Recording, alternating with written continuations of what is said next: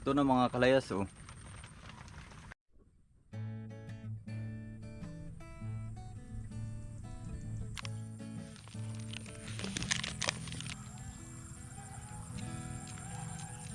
Ating lalantakan ay aring isang bilog. Ito, iuuwi ko sa bahay.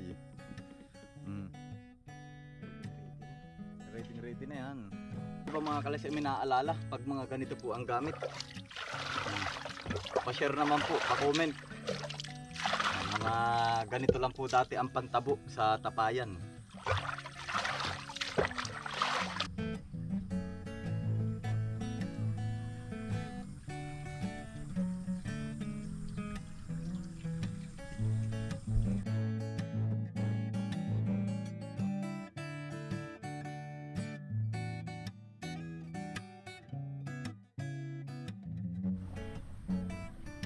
Iyon, alright itim. Itim, dito ka ba lagi nakatambay ha? Ngayon po ay 4:16. Alas 4 na po ano? At gagawa po ako ng isang pinakasimple na bibingka mga kalayas na maaring halos itong mga gagamitin natin na ingredients ay nandyan lang sa inyong mga kusina ano. At magbibigay din tayo ng mga option.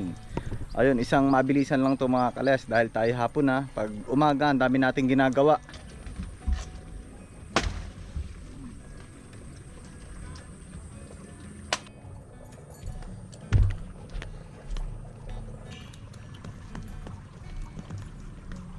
Simula na po tayo habang may liwanag pa. Ang unang-una po, aring ating harina. 1/2 cup po ng harina.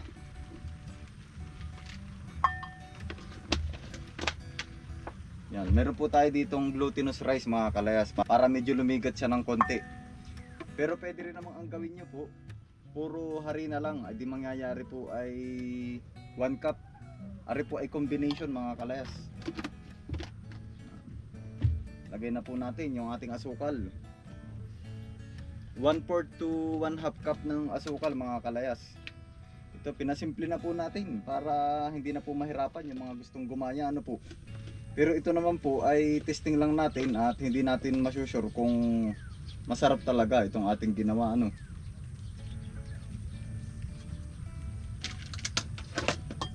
Kaalaman kung anong lasa na rin ating bibingkang aray. Ito po ay good for 2 to 3 person lang. Gawa ng sobrang dami. Minsan po pag ganitong hapon at umuwi ho ako sa bahay ay mga busog na po yung mga kasama ko ho doon, sila nanay. Kaya konti lang po ito ano. Para mas madali nyo rin pong magaya. Ito pong itlog ay optional. Yan, pwede pong lagyan, pwede rin hindi. Pero ito ay pampalambot. Sabi ko nga mga kalayas, kung ano lang po yung readily available na naandito, okay na po yun. Lagyan po natin ng gatas. Dahil wala po tayong gatas na lang po ang aking gagamitin.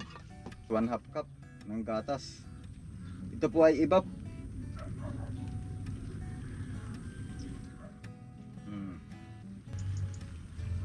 Bibingka sa bukid.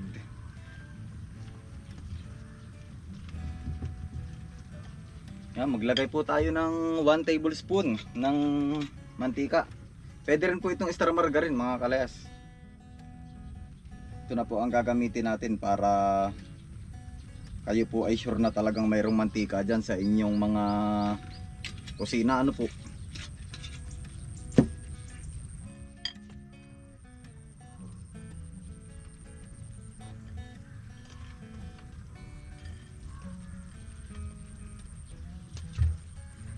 Yun mabilisan lang to.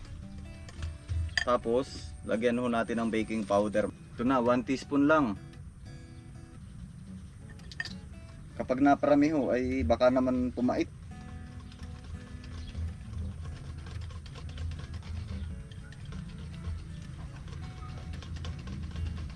Ito na mga kalayas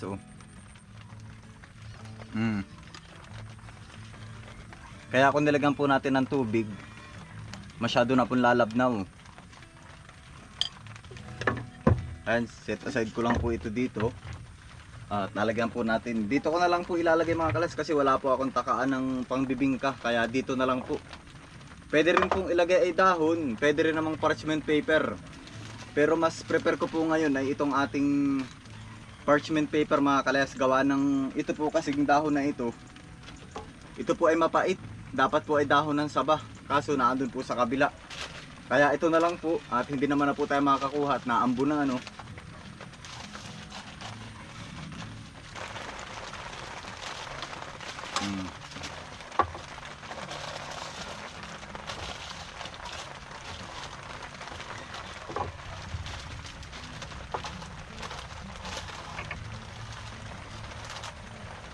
Kahida natin to ng star margarine. Magagamit na natin, ari oh. Sana ito oh. May parchment paper pala tong star margarine, ari oh. Kahit pala rin na ang gamitin ko, ay hindi, baka pala iba ano. Ito mga kalayas, since tayo naman ay meron ditong DIY na oven, ito na po ang gagamitin natin. Pwede rin naman po ito sa kawali. Sa kawali naman ho, hindi nyo na kailangan lagyan ng tubig. Diretsuhan na po yun, paiinitin nyo na lang ang kawali.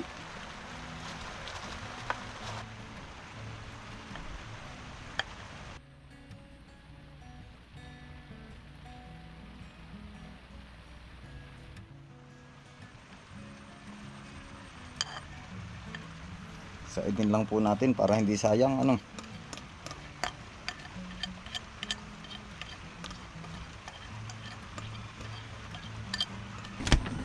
Lagyan lang po natin ng cling wrap habang tayo po ay nagpapainit ng oven. Para hindi po siya atakayin ng langaw.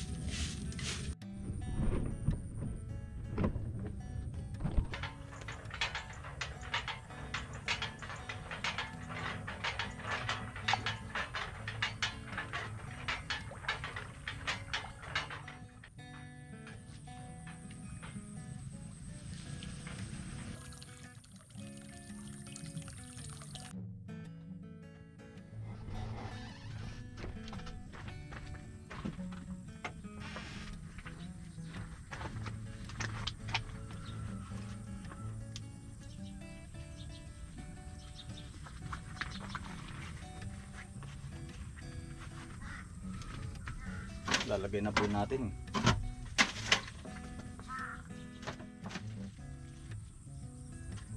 Ay kahit pala.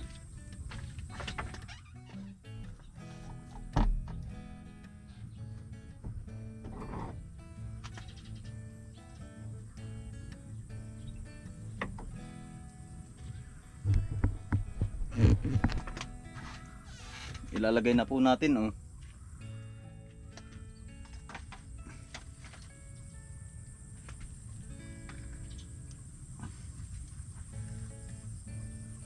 Hindi ko na po nilagyan ng tray kasi konti lang naman po yung nilagay ko na kahoy.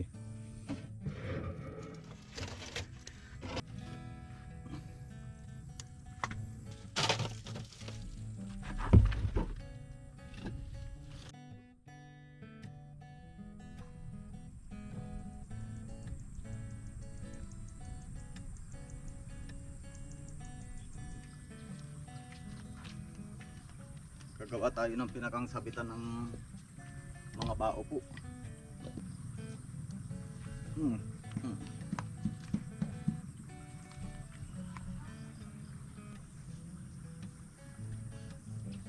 Dati po ganito lang ang kinalula.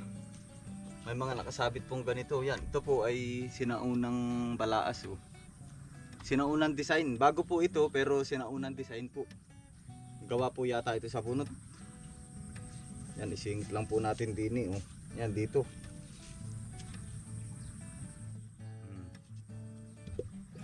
Ito po ay pinakang mga native na po ay nagamit. Ano? Mga ganyan lang po ang nakasabit. Diba mga kalas ay may naaalala pag mga ganito po ang gamit? Pa-share naman po, pa-comment. Mga ganito lang po dati ang pantabo sa tapayan.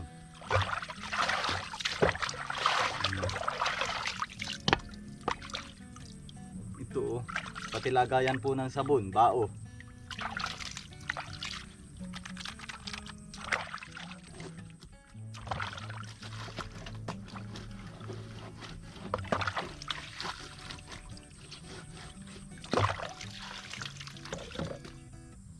...24 minutes na mga kalayas.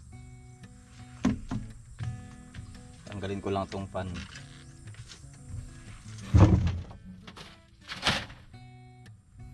Pwede na kaya to? Mukhang pwede naman ah.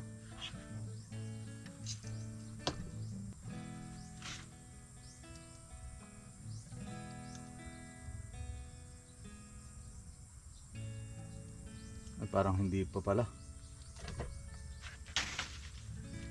Ito ko yung isa.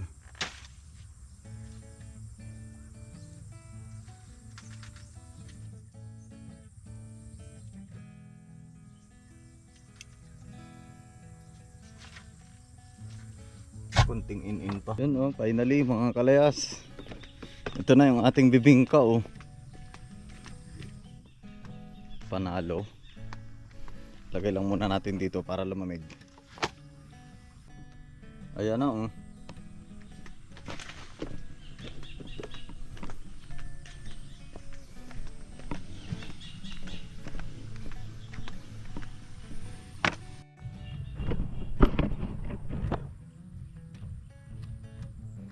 Ito na po yung ating bibingka.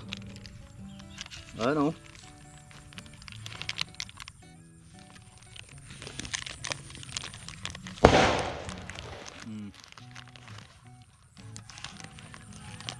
Tignan yung mga kalayas oh. Hindi naman po masyadong sunog. Lalagyan ko po ng cheese. Tsaka star margarine.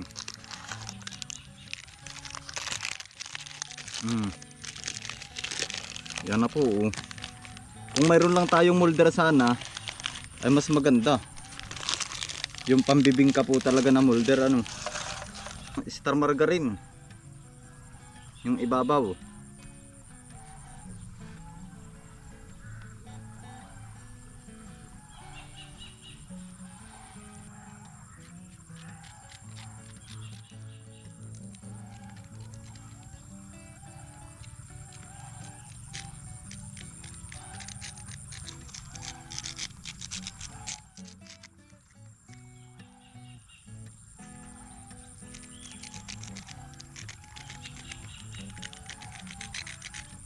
Nandito na po uli oh. Are naman kuya ay hindi nakaramihan. Ang ating lalantakan ay aring isang bilog. Ito iuuwi ko sa bahay. Ready na. Ready na yan. Titiwas pa. Uli. Biglaan lang yan kuya Ison. Yan, kain po tayo mga kalayas. Saan ka ba utol? Oo, dito na ako. Ito. Hatiin mo na. Salamat po sa pagkain ito. Ama, Ano ba ito? bibingka ah. Ang ginawa ko naman yung kaya talaga nilang gawin. Yung mga meron lang sila sa kanilang bahay ba. Available. Oo. Yung pinakasimple, mga minsan gagawa tayo ng medyo special ng kaunti. Ito na po. Ang lambot utol. Oo. Napakalambot na. Ayan po. Talagang siya ay kakamayin ko na po. Ayan oh. Ito may buko. Wala. Pambiglaan lang ah. Parang tinapay lang. Parang tinapay pero bibingka. Ang proseso ng pagkaluto. Pero kung ito'y may buko, ay di bibingka na. Parang puto. Gawa ng meron itong glutinous rice. Parang puto. Na parang tinapay. Adi hindi bibingka. Kung may buko, Bibingka. buko pa naman ano. Mm. Hindi, tayo, Ganun din, halos isa lang din naman ang proseso yung ganyan. yung bibingka ay Sa tubig. yung nakakagat natin ay may ano eh. May buko. May buko-buko. Pero yan ang Proseso. yung mga ingredients ba, ganyan lang naman yun ah. Pwede sana yung original talagang bigas. Oo. Ay, ito ba? Ito ay harina lang ah, saka glutinous rice. Eh di ganun din, may rice ah. Pwede siya sa pang-almusal. Pwede Umaga rin. no? Mm. Kape.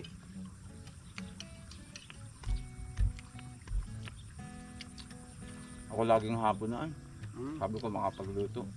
Di kumbaga, Merienda ito sa po hapon, ay sharing na rin po ng ito. Kung gusto nyo pong gayahin, ay masarap din naman. Panalo. Mm. Para may pagkahawig na siya sa tinapay. At natikman na natin lahat ay tinapay na parang puto. Na parang nagsama-sama.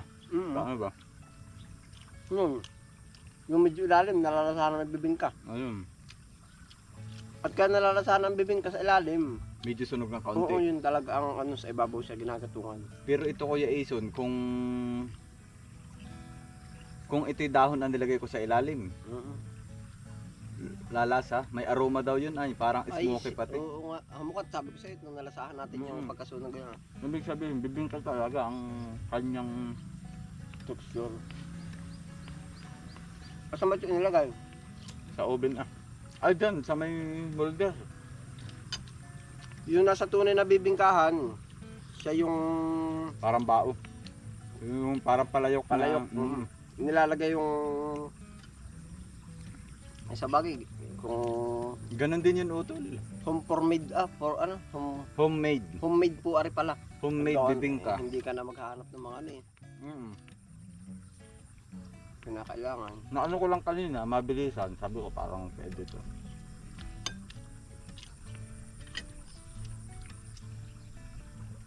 Original po ang pagkaluto. Ang sarap ang ano, Mm. sarap. Kain po. Nag-ano ka ba ngayon? Nagbisita akong dapugan na. Talabak. Akala ko pupunta ngayon sila Insan. Ay ako'y Ang tabay. saktong-sakto at may gawa rin talaga ako kaninang umaga. Baka pagsunod na lang daw.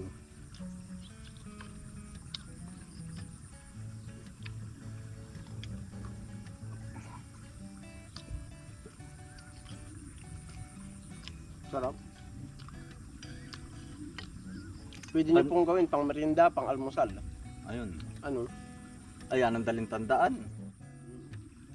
Glutinous rice. Harina.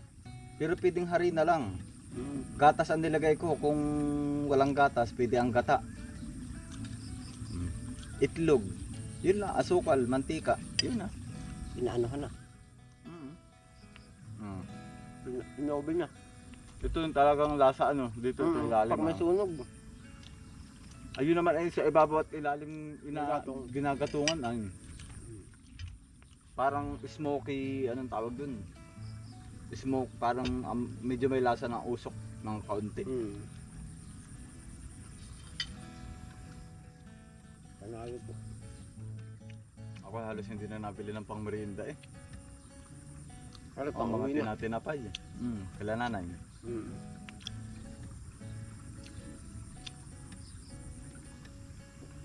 Kung magay pwedeng gayahin ano. Ginamitan ko ng parchment paper yan eh. Ano ba rin? Flower base, bao. Ano kaya pantaboy din ng ano, langaw? Rosal rin ah. Rosal ano?